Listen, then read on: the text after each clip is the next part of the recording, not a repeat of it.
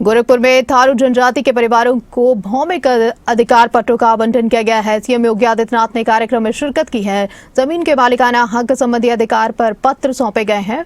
बिना भेदभाव के काम हो रहा है। सीएम योगी ने कहा, पिछली सरकारों में संवेदना नहीं थी, पिछली सरकारों में संवेदनाओं का अभाव भी दिखा है। सीएम योगी ने कई सारे आरोप लगाए। यहाँ पर पिछली सरकारों ने सदैव बांटने का काम भी किया है। वर्षों का इंतजार खत्म हुआ है। सीएम योगी ने और क्या कहा है, चलिए आपको सुना देते हैं। आज का एक कार्यक्रम केवल अधिकार प्राप्त करने का आयोजन मात्र नहीं है। यह अधिकार से आत्मनिर्भरता से आत्मसम्मान की एक ऐतिहासिक यात्रा का यह वृतांत भी है। यानी आपको अधिकार मिल रहा है तो अधिकार के साथ साथ आत्मसम्मान भी मिल रहा है और आत्मसम्मान के साथ साथ ये आत्मनिर्भरता की भी गारंटी है। आत्मनिर्भरता की गारंटी।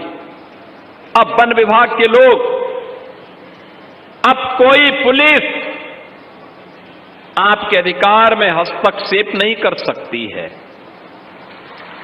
अब कोई परेशान नहीं कर सकता है, कोई आपसे वैध वसूली नहीं कर सकता है, कोई लेखपाल आपके खेत को गलत लेखा जोखा प्रस्तुत करके किसी दबंग से कब्जा नहीं करवा सकता है।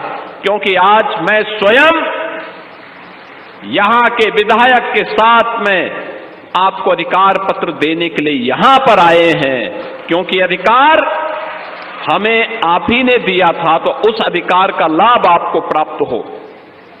याद करिए, इसके लिए आपकी कई पीढ़ियां चली गई, 3-3 पीढ़ियां चली गई।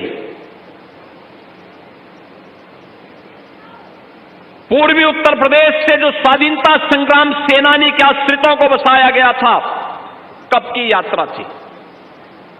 थारू बाहुल्य क्षेत्रों में सैकड़ों वर्षों की यात्रा है, लेकिन उन्हें कभी अपना हक नहीं प्राप्त हो पाया। दशकों की अधूरी यात्रा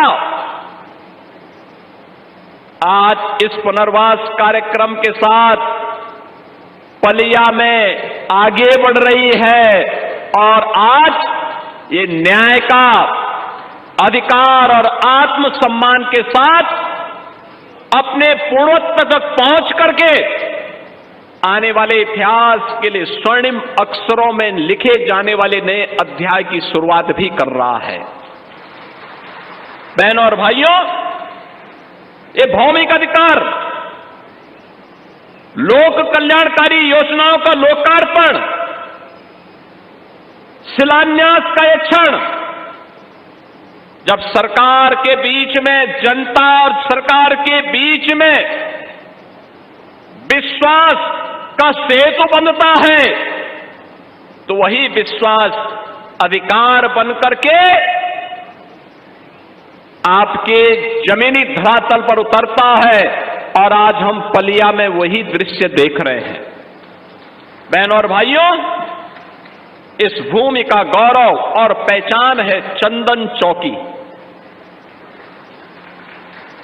चंदन चौकी,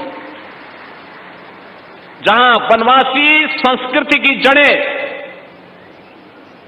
उसका स्वाभिमान की ऊंचाई और तराई की उर्वरता, ये तीनों एक साथ फलती फूलती हैं। याद करिए, चंदन चौकी और उसके आसपास जो दर्जनों थारू बाहुल्य थारू गांव है, अपनी पहचान के लिए मोहताज थे। कभी वन विभाग के अधिकारियों के द्वारा, कभी पुलिस के द्वारा, कभी राजस्व विभाग के द्वारा लगातार उन्हें प्रताड़ित किया जाता था। एक और थारू समाज जो अपना इतिहास शौर्य और वीरता के इतिहास के साथ जोड़ता है, गर्व से कहता है कि हम महाराणा प्रताप के वंशज हैं।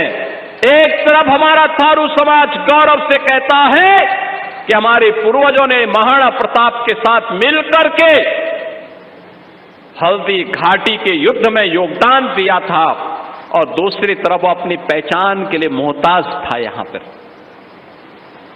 आज का दिन महत्वपूर्ण इसलिए भी है, आज का दिन महत्वपूर्ण इसलिए भी है जब हमें अधिकार पत्र देने के लिए आए हैं, महाराणा प्रताप के इन वंशजों को उनका अधिकार देने के लिए आए हैं, तब मैंने इस बात के लिए भी बधाई देता हूं कि कल 12 अप्रैल को अपने शौर्य और पराक्रम के लिए विख्यात महाराणा सांगा की जयंती भी है।